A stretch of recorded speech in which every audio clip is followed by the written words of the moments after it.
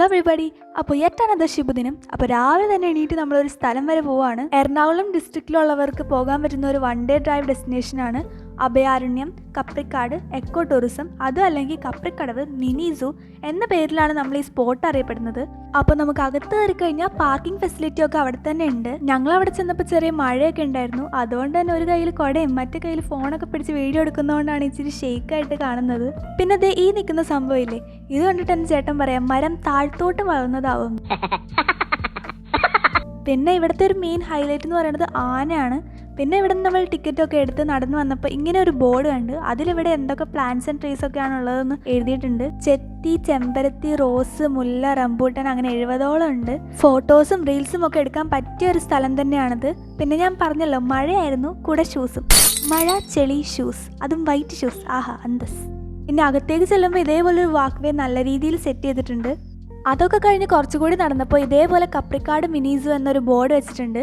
ഈ elephant park കോടനാടിൻ്റെ പേരിലൊക്കെയാണ് അറിയപ്പെടുന്നതെങ്കിലും exact location Kaprikkad എന്ന് പറഞ്ഞ സ്ഥലമാണ്. അതുകൊണ്ടാണ് കപ്രിക്കാട് മിനി സൂ എന്നൊക്കെ ഇവിടെ അറിയപ്പെടുന്നത്. അങ്ങനെ നടക്കണ വഴി ഇതേപോലത്തെ ഒരു പുഴുവിനെ കണ്ടിട്ടുണ്ടായിരുന്നു. പുഴു തന്നെയാണോ എന്നറിയില്ല, പക്ഷെ ഈ പേർഷ്യൻ കാറ്റഗറിയില്ലേ അതേപോലത്തെ ഒരു പുഴു, അതിങ്ങനെ പോണ കാണാൻ നല്ല രസമുണ്ടായിരുന്നു. പിന്നെ അങ്ങോട്ട് ഫുള്ള് മുളങ്കാടാണ് ശരിക്കും ഈ പ്രോപ്പർട്ടിയുടെ ഒരു ആംബിയൻസ് തരുന്നത്. ഈ മിനി സൂവിലല്ല ശരിക്കും ആനയൊക്കെ ഉള്ളത്, നെക്സ്റ്റ് സെക്ഷനിലാണ് നമ്മുടെ ആനയൊക്കെ ഉള്ളത്. ഇവിടെ ശരിക്കും ഡിയർ പാർക്കാണ്. സാധാമാനും പുള്ളിമാനും മ്ലാവുകളും ഒക്കെയാണ് ഇവിടെ കൂടുതലായിട്ടും ഉള്ളത്. പിന്നെ അവരുടെ ഡീറ്റെയിൽസ് ഒക്കെ ഇതേപോലെ അവിടെ കൊടുത്തിട്ടുണ്ട്. പിന്നെ ഈ ഒരു പോർഷനിൽ മ്ലാവുകളൊക്കെ ഒരുപാടുണ്ട്. പിന്നെ അവിടെ നിന്ന് ഇതേപോലെ കുറച്ചും കൂടി നടക്കുമ്പോൾ അവിടെ പുള്ളിമാനുകളെയൊക്കെ കാണാൻ പറ്റും. അതിങ്ങനെ വരിയായിട്ട് പോകുന്നുണ്ടായിരുന്നു. നല്ല രസമായിരുന്നു കണ്ടു നിൽക്കാനൊക്കെ ആയിട്ട്. പിന്നെ ഞങ്ങൾ ബൈനോക്കുലറൊക്കെ കൊണ്ടുപോയിട്ടുണ്ടായിരുന്നു. അപ്പോൾ അതിലൂടെ കാണുന്നൊരു വ്യൂ ആണിത്. അങ്ങനെ ഡിയർ പാർക്ക് കഴിഞ്ഞു. ഇനി നെക്സ്റ്റ് വരുന്നതാണ് എലിഫന്റ് ക്യാമ്പ് എന്ന് പറയുന്നത്. അരിക്കൊമ്പന്മാരെ പോലുള്ള പ്രശ്നക്കാരായ ആനകളെയൊക്കെ മെരുക്കിയെടുക്കുന്ന ആനപരിശീലന കേന്ദ്രമാണിത്. അപ്പോൾ ഫസ്റ്റ്ലി സെക്ഷനിൽ മൊത്തം പിടിയാനകളായിരുന്നു. അപ്പോൾ അവരുടെ പേരും വയസ്സൊക്കെ കൊടുത്തിട്ടുണ്ട്. പാർവതി, ആശ, അഞ്ജന, അങ്ങനെ പല പേരിലും ആനകളുണ്ട്.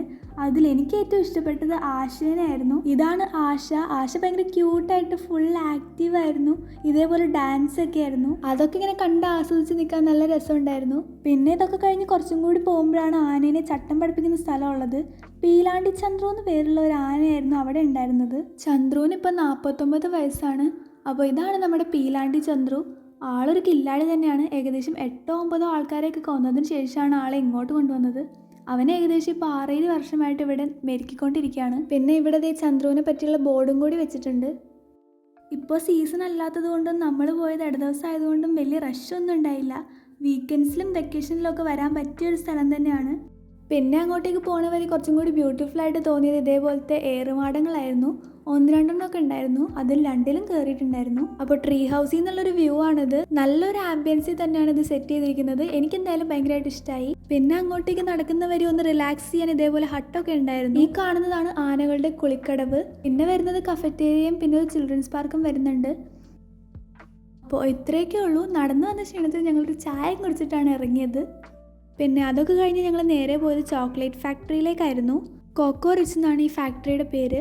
പിന്നെ അകത്തേക്ക് കയറിയപ്പോൾ തന്നെ ഇതേപോലെ ഒരു ചോക്ലേറ്റ് ഗ്രൈൻഡിങ് സെക്ഷൻ ഉണ്ടായിരുന്നു. അവിടെ നമുക്ക് ഇതേപോലെ ചോക്ലേറ്റ് ഗ്രൈൻഡിങ് മെഷീൻസ് ഒക്കെ കാണാൻ പറ്റും. പിന്നെ അകത്തേക്ക് ഇതേപോലെ കുറേ ബോർഡൊക്കെ വെച്ചിട്ടുണ്ട്. ചോക്ലേറ്റിൻ്റെ ബെനിഫിറ്റ്സ്, പിന്നെ എന്തൊക്കെ തരം ചോക്ലേറ്റ് ആണുള്ളത്, അങ്ങനെയൊക്കെ കുറേ എഴുതി വെച്ചിട്ടുണ്ട്. പിന്നെ അവിടെ ചെറിയൊരു ക്ലാസ് പോലെയൊക്കെ ഉണ്ടായിരുന്നു. ചോക്ലേറ്റിനെ പറ്റി അവിടെ ഒരാൾ നിന്ന് പറയുന്നുണ്ടായിരുന്നു. കൊക്കോ പൗഡറും കൊക്കോ ബട്ടറും ഉണ്ടെങ്കിലേ ചോക്ലേറ്റ് ആവുള്ളൂ, ഇല്ലെങ്കിൽ ചോക്ലേറ്റ് അല്ല. ചോക്ലേറ്റ് പ്രായത്തിനനുസരിച്ച് കഴിക്കാവൂ.